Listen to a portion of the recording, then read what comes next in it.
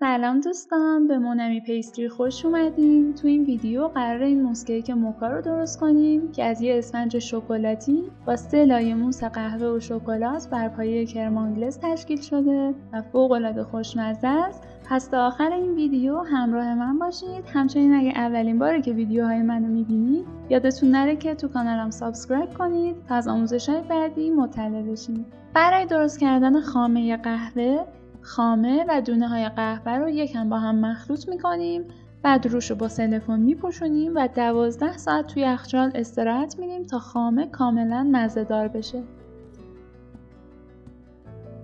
برای درست کردن اسفنج، مواد خشک یعنی آرد، نشاسته ذرت و پودر کاکائو رو با هم الک و مخلوط میکنیم و بعد میذاریم کنار.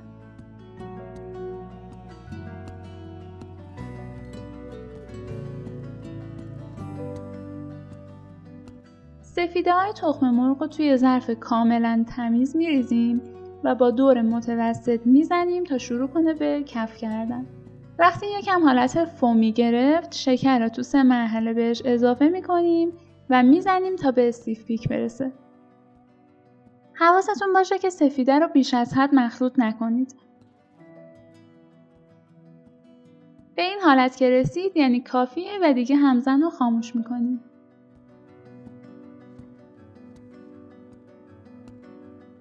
زرده های تخم مرغ رو به سفیده فرم گرفته اضافه میکنیم و با لیسک فولدش میکنیم تا یه دست بشه.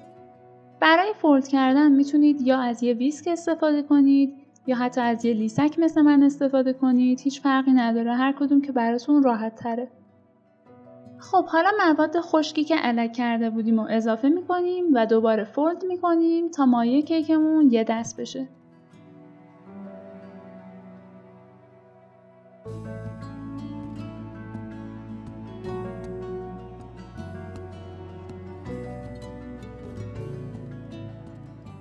کره ذوب شده رو میاریم، یه کوچولو از مایه آماده شده رو با کره مخلوط میکنیم و بعد میریزیمش داخل کل مایه و فولد میکنیم. به این کار میگن تمپر کردن. برای این کار رو انجام میدیم که کره راحت‌تر توی مایه مخلوط بشه و اون حبابای هوایی که با کمک همزن ساختیم از بین نره.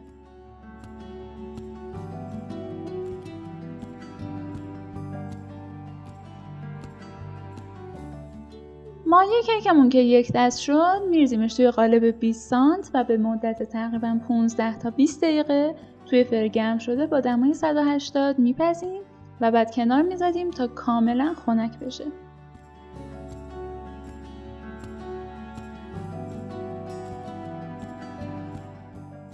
برای درست کردن کرم آنگلز، شیر و خامه رو روی حرارت میذاریم تا شروع به جوشیدن کنه.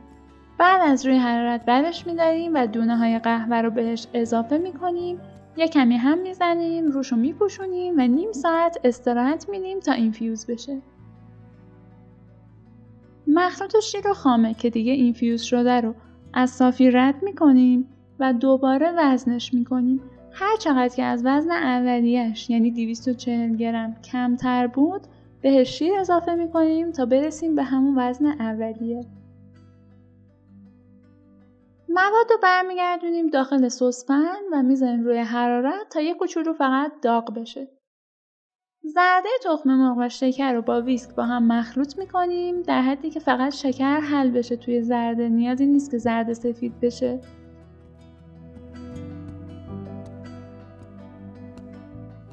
و بعد آروم آروم در حال هم زدن به شیر و خامه داغ شده اضافه میکنیم.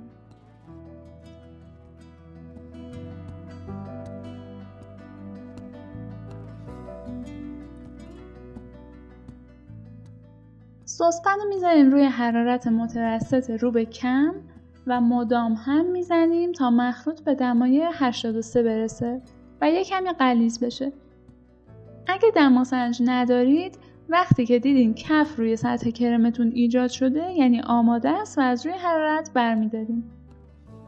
اسفنج شکلاتی که دیگه کاملا خنک شده رو از قالب خارج میکنیم و روی یه صفحه گردون میذاریم و دورش یه رینگ 20 سانت فیکس میکنیم.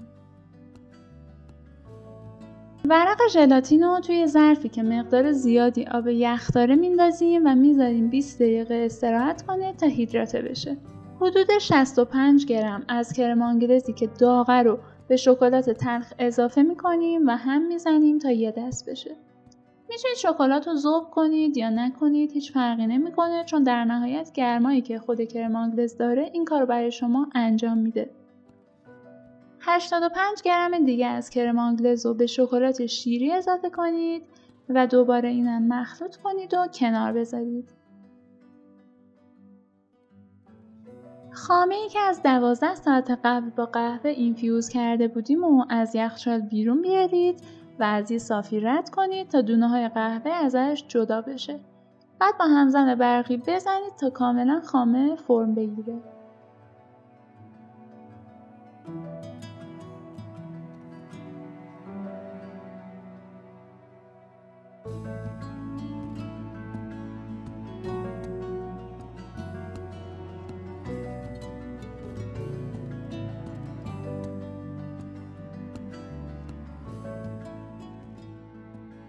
برای درست کردن موس شکلات تلخ، ترکیب شکلات تلخ و کرم آنگلز رو با تقریباً 70 گرم از خامه فرم گرفته فولد می‌کنیم تا یه دست بشه.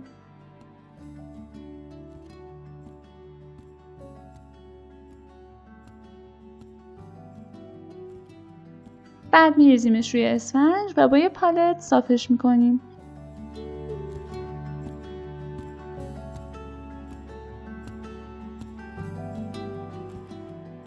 حدوداً 5 دقیقه بذاریدش توی فریزر تا یه کمی خودش رو ببنده. برای موس شکلات شیری 80 گرم از خامه رو با مخلوط شکلات شیری مخلوط میکنیم با هم. بعد میریزیمش روی موس شکلات تلخ، به کمک یه پالت صافش میکنیم و دوباره 5 دقیقه میذاریم توی فریزر.